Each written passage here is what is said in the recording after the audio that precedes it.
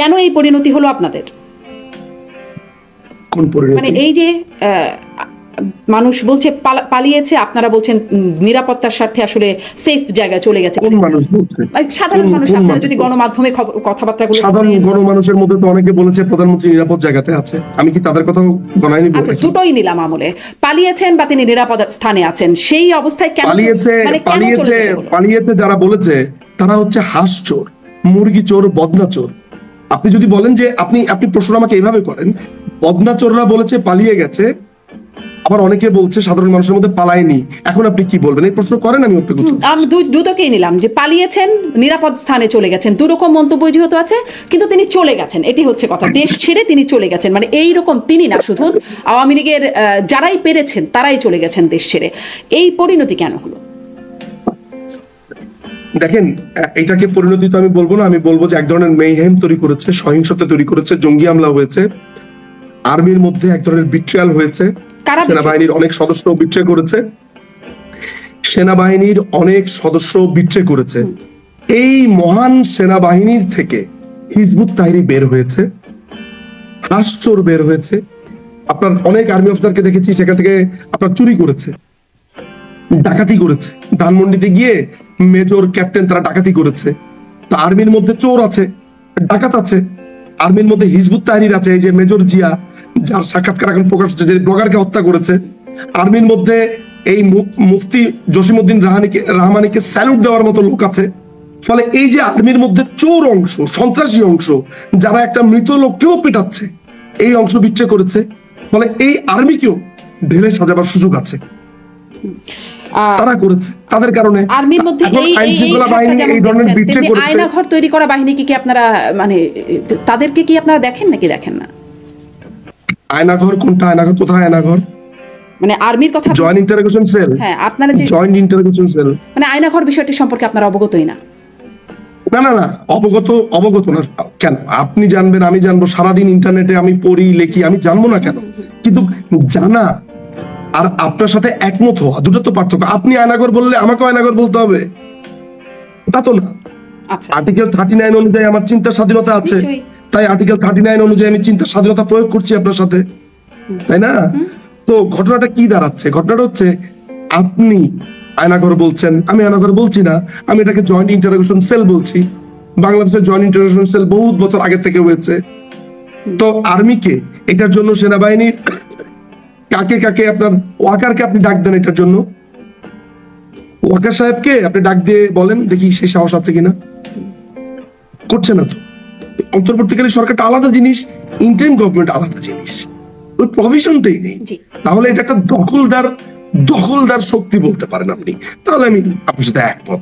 মানে আচ্ছা, দখলদার বিপ্লবের মাধ্যমে তো আসলে উচ্ছেদই করা হয়েছে, জোরই তো করা হয়েছে, একরকম জোর করেই তো, মানে তাকে। কোনটা বিপ্লব হয়েছে? এই যে জুলাই আগস্ট, এটাকে আপনি কি বলবেন? এটা একটা জঙ্গি হামলা হয়েছে। জুলাই আগস্টে একটা জঙ্গি হামলা হয়েছে। সারা দেশের এত মানুষ, জুলাই আগস্ট বাংলাদেশে একটা জঙ্গি হামলা হয়েছে। সারা দেশের এত মানুষ রাস্তায় নেমে আসছে, সবাই আসলে জঙ্গি হামলা। সারা দেশের কত মানুষ এসেছে? আপনার কাছে কোনো ধরনের ডাটা আছে? আমরা যে গণমাধ্যমে 20 কোটি মানুষের মধ্যে আপনি একদম খোলা চোখে যা দেখতে পাচ্ছেন। আমি প্লেন ভিউ দেখবো না তো, আমি কোনোদিনই প্লেন ভিউ দেখবো না। আমি একজন লয়ার, আমার কাজই হচ্ছে খুবই ক্রিটিক্যালি দেখা। নিশ্চয়ই আপনি প্লেন ভিউ দেখতে পারেন, আমি দেখবো না। কিন্তু আমি খুবই ক্রিটিক্যালি, কিন্তু আপনাকে তো প্লেন ভিউটা দেখতেই হবে। ক্রিটিক্যালি দেখবার জন্য খালি চোখে আগে দেখতে হবে, তারপর আপনি সেটা ক্রিটিক্যাল বিশ্লেষণ করবেন। গণভবনের সামনে যেভাবে আমরা সাধারণ মানুষকে আসতে দেখলাম, ঝাঁপিয়ে পড়তে দেখলাম, বা বিপ্লবের সেই মুহূর্তগুলোতে, বা অভ্যুত্থান, বিপ্লব, আন্দোলন যাই বলি না কেন, সেই সময় যেভাবে রাস্তায় মানুষকে নামতে দেখলাম, তারা কারা? তারা সবাইকে আসলে জঙ্গি? আমি তো অনেক চোরকে দেখলাম সেখানে, আমি তো কোনো বিপ্লবীকে দেখলাম না। গণভবনের কথাতে, গণভবনে আমি ডাকাত এবং চোরকে দেখলাম, আমি তো কোনো বিপ্লবীকে দেখলাম না। কোনো বিপ্লবী কি মুরগি চুরি করে? কোনো বিপ্লবী কি ছাগল চুরি করে? কোনো বিপ্লবী কি জায়নামাজ, ঘড়ি চুরি করে?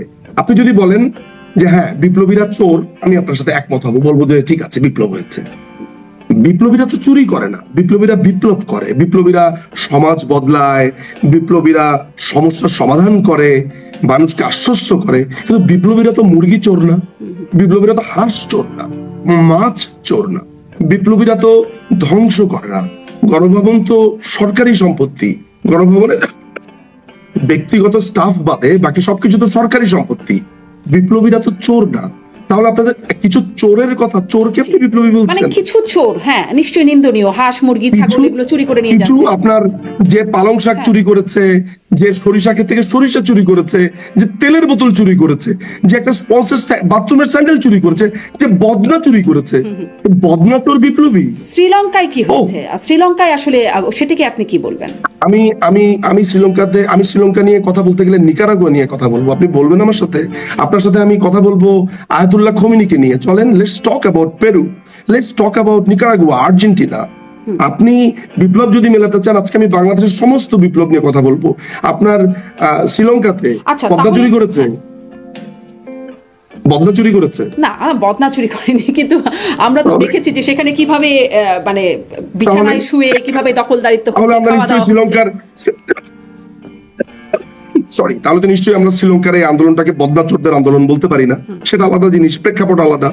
এটা তো চোর, বদনা চোরদের আন্দোলনটা তো হতে পারে। নিশ্চয়ই এটা একটা দৃষ্টিকটু এবং খুবই নিন্দনীয় একটা বিষয়, যে এই জিনিসগুলো কয়েকটা বিষয় ঘটেছে, কিন্তু এইটা তো গুটি কয়েক মানুষ, কিন্তু গণভবনের সামনে যে বিশাল ঢল দেখা যাচ্ছে, মানে নিশ্চয়ই কয়েকজন বদনা চোর আর মুরগি চোরের গণভবনে হামলা করলো আর এই কারণে প্রধানমন্ত্রী পালিয়ে গেলেন এমনটি না, নিশ্চয়ই এই পরিমাণ মানুষ ছিল, এরকম একটা প্রেশার ছিল বলেই তখন এত ক্ষমতাময়ী প্রধানমন্ত্রী তখন তাকে দেশ ছেড়ে এভাবে করে একরকম আপনার শব্দ চয়নে আমি একটু দ্বিমত পোষণ করব। মাননীয় প্রধানমন্ত্রী পালিয়ে যাননি। মাননীয় প্রধানমন্ত্রী এই চোর, ডাকাত এবং জঙ্গিদের আক্রমণে তাকে বাংলাদেশের যারা সুরক্ষা দেয়, আইন শৃঙ্খলা বাহিনী, তারা তাকে এক স্থান থেকে আরেক স্থানে স্থানান্তর করেছেন, উদ্ধার করেছেন। কারণ আপনি কখনো শুনেছেন যে কেউ পালিয়ে যায়, পালিয়ে যাওয়ার সময় বাংলাদেশেরই এয়ারফোর্সের অফিসারদেরকে নিয়ে তিনি পালিয়ে যান? শুনেছেন কখনো? এবং তারা কিন্তু চাকুরিতে আছেন। আপনার ব্রিগেডিয়ার জেনারেল খালিদ কামাল, তারপর আরো যারা আছেন, পিজিআর এর কমান্ডার, তারপরে আরো যারা যারা আপনার বিমান বাহিনীর চিফ যিনি আছেন, তারপর সেনাবাহিনীর চিফ যিনি আছেন, তারা তো সবাই অকিবহাল। তাহলে তারা তাকে নিরাপদে উদ্ধার সেনাবাহিনীর চিফ বলেছেন তিনি যে দেশ ছেড়ে চলে যাচ্ছেন, এই বিষয়টি তার জানা ছিল। এই জায়গাটা আপনাদের একটু ক্লিয়ার হয়ে নিব। প্রথমে এটা আমি ক্লিয়ার হবো, যে আপনি বলেছেন পালিয়ে গেছেন, তাহলে আপনাদের সংজ্ঞাগুলো তো বড় অদ্ভুত। বিপ্লবী সংজ্ঞা চোর, যারা চুরি করেছে তাদেরকে বিপ্লবী বলছেন, বাংলাদেশের ইকুইপমেন্ট ব্যবহার করে, বাংলাদেশের আকাশসীমা ব্যবহার করে, বাংলাদেশের এয়ারক্রাফট ব্যবহার করে, বাংলাদেশের আর্মি নেভি তাদেরকে ব্যবহার করে প্রধানমন্ত্রী পালিয়ে গেলেন। প্রধানমন্ত্রী এই মুহূর্তে আছে নিরাপদ স্থানে, তিনি এখনো বাংলাদেশের প্রধানমন্ত্রী। এই জঙ্গি হামলা কেটে গেলে, অচিরেই কেটে যাবে, তিনি বাংলাদেশে ফিরবেন। আর আপনি যে মানুষের কথা বলছেন, এটা আপনি খালি চোখে দেখতে পাচ্ছেন। আমি তো দেখতে পাই যে বাংলাদেশের উত্তরাঞ্চলে, দক্ষিণাঞ্চলে লক্ষ লক্ষ লোক সেদিন রেডি ছিল। কেন আপনি গোপালগঞ্জে লক্ষ লক্ষ লোককে দেখেন নাই? ফরিদপুর, শরীয়তপুর, মাদারীপুর। মাননীয় প্রধানমন্ত্রী দেশরত্ন শেখ হাসিনার একটা নির্দেশের অপেক্ষা করছিলেন, কিন্তু রক্তের উপর দাঁড়িয়ে মাননীয় প্রধানমন্ত্রী তো রাজনীতি করবেন না।